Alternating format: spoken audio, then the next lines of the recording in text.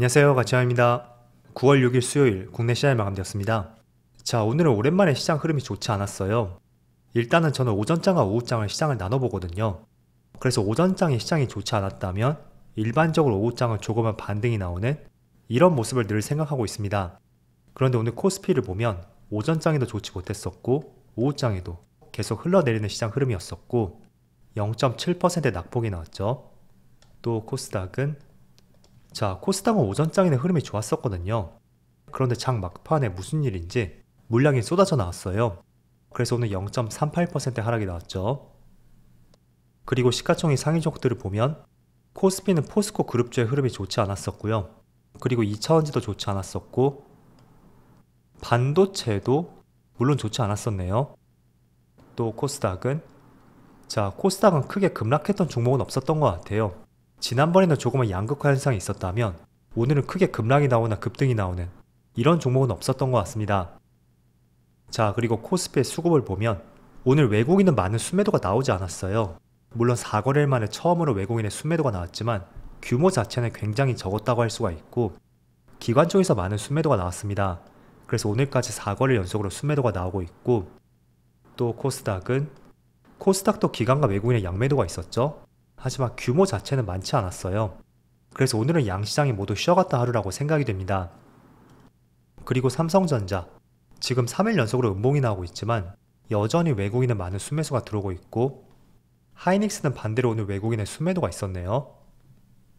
그리고 로봇 대장주라고 할 수 있는 레인보우 로보틱스 오늘도 기관과 외국인의 양매수가 들어왔고 확실히 최근 들어 수급이 상당히 좋은 것 같습니다. 그럼 이어서 주체별 매매 동향에 대해서 살펴보도록 하겠습니다. 9월 6일 외국인이 가장 많이 매수한 종목은 삼성전자, 금양, 현대차, LG화학, 삼성 SDI. 일단 금액으로 놓고 보면 삼성전자, 금양, 현대차까지 오늘은 이 3개 업종을 많이 매수했다고 생각이 되고 그 밑에는 규모 자체가 굉장히 미미해요. 그래서 외국인의 자금 규모를 봤을 때는 그렇게 크게 의미를 둘 수 있는 수급은 아니라고 생각이 되고요. 그리고 기관은 삼성 SDS, CJ, 현대오토웨버 대략 이 정도로 순매수 상위 종목에 올렸었네요. 이어서 해외 증시를 볼게요. 전날은 미국 증시가 휴장이었어요. 그런데 오늘 새벽에도 마찬가지로 큰 변동은 없었습니다. 나스닥이 직전 금요일과 비슷하게 마무리되었고 그리고 S&P 500은 0.4% 낙폭이 있었네요. 그리고 다우지수도 0.5% 낙폭이 나오면서 일단은 나스닥을 제외하고 조금은 약세 흐름이 나왔던 것 같아요.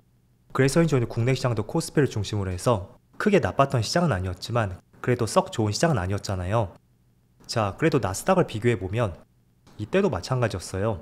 고점과 저점의 등락폭이 0.8%밖에 되지 않았고 큰 우려감을 나타낼 수 있는 흐름은 아니었습니다. 그리고 지금 위치도 마찬가지고요. 그래서 오늘 코스피가 조금은 파란불이 많이 들어오고 있지만 그렇다고 해서 낙폭이 큰 것도 아닌 만큼 오늘도 조금은 쉬어갔구나 이렇게 한번 생각을 해보시고요. 그리고 반도체 지수는 소폭의 상승이 있었네요. 물론 이것도 보합이라고 볼 수 있겠죠. 그리고 추가적으로 니케이 증시를 보면 니케이가 0.6%의 상승과 함께 지금의 추세라면 고점을 돌파할 수 있는 가능성도 충분히 열려있는 것 같습니다. 그리고 대만 증시를 보면 대만 증시는 보합이고 중국 증시도 보합이네요.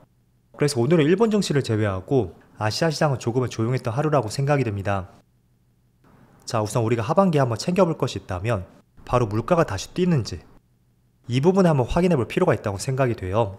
우선 어제도 국내에서 8월 물가지수가 발표가 되었고 이게 지난 3개월 동안 조금씩 다시 상승하는 분위기가 형성이 되었습니다. 그래서 그 대표적인 이유가 바로 에너지 가격이라고 생각이 되거든요. 일단 오늘 새벽에 발표된 기사를 보면 사우디가 연말까지 자발적인 감산을 하겠다는 보도자료가 나왔었고 브렌트유는 장중한테 $90를 넘어섰다는 조금은 부정적인 내용이 나왔습니다. 그래서 유가가 지금 여름을 저점으로 해서 계속 조금씩 반등을 하고 있단 말이죠. 때문에 이게 계속해서 에너지 가격을 밀어 올릴 것이고요. 그게 하반기에 물가 상승에 얼마나 영향을 미칠 것인지 이 부분은 꼼꼼히 한번 체크를 해봐야 될 것 같습니다. 왜냐하면 지금 금리를 미국에서는 올릴 대로 올렸잖아요. 그래서 지금은 미국 시장이 견조하다고 해도 하반기에는 경기 침체에 대한 리스크가 다시 부각이 될 수가 있습니다. 그래서 그 부분을 조금 더 부정적으로 볼 수 있는 하나의 좋지 않은 내용이 될 수 있으니까 유가가 어디까지 올라갈 수 있는지 이 부분 한번 꼼꼼히 체크를 해보시면 좋을 것 같아요. 그래서 유가가 급등하면 제가 정유주를 한번 주목해보자고 말씀드렸잖아요. 사실 연초에 정유주의 주가는 크게 좋지 못했습니다. 그 이유는 유가도 계속 하락하고 있었고 또 정제 마진 이것마저도 계속 하락하는 추세였거든요. 그런데 4월을 기점으로 해서 지금 계속 반등 추세에 있고 또 최근 들어서는 더 가파르게 상승이 이어지고 있어요. 그리고 사우디에서도 연말까지 감산 조치를 이어간다고 했던 만큼 이 정제 마진은 최소한 급격한 상승까지는 모르겠지만 여기서 꺾이기에는 꽤나 더 시간이 필요할 것으로 보입니다. 그래서 정제 마진이 배럴당 3.5달러를 넘기면 정유사들은 흑자로 돌아선다고 말씀드렸잖아요. 그 손익 분기점을 최근에 크게 넘어섰고 그런 점에서 유가 상승 관련주들 이쪽도 하반기에는 조금은 주목해 볼 수 있는 하나의 좋은 이유가 될 것 같아요. 자, 대표적으로 S-오일 이 종목은 오늘 갭을 크게 띄우고 출발했었는데 지금은 파란 음봉으로 조금은 밀리는 모습이 나오고 있어요. 하지만 7월 초에 저점을 형성하고 여기 많은 이평선들 보이죠? 그 이평선을 다 돌파 위치거든요. 그래서 7월부터 반등이 나왔었죠. 그때부터 정제 마진이 크게 상승했던 초입이었다는 것을 볼 수가 있습니다. 그래서 혹시나 유가 관련주에 관심이 있다면 사실 유가 상승이 나오면 정제 마진도 상승할 가능성이 있을 거예요. 그렇지만 유가 상승보다는 정제 마진 이게 얼마나 그 추세를 이어가고 있는지 그런 부분을 필히 한번 관찰해 보시고요. 그리고 저는 추세적인 하락 속에서 모든 장기 이평선을 돌파하면서 더 이상 그 위에 걸리적거리는 것이 없을 때 그때의 흐름들을 굉장히 좋아하거든요. 그래서 지금은 모든 이평선을 돌파했고 또 정제 마진이 계속 상승할 가능성이 있는 만큼 여기 121선하고 61선 그동안 역배열 추세에서 상단 매물대로 작용이 되었던 만큼 그 이평선이 깨지지 않는다면 조금은 추세를 더 이어갈 수 있지 않을까 저는 그렇게 보여지는 것 같습니다. 자, 그리고 삼성전자 관련해서 보면 이번 달 첫날에 장대 양봉이 나왔고 지금 3일 연속으로 파란 음봉이 나오고 있습니다. 그래서 다시 하락하는 것은 아닐까 이렇게 조금은 걱정을 하시는 분들이 계실 거예요. 왜냐하면 지난달도 비슷한 흐름이 나왔었죠. 첫날에는 2%의 상승이 나왔었고 그 이후부터는 쭉 이렇게 빠지는 모습이 나왔습니다.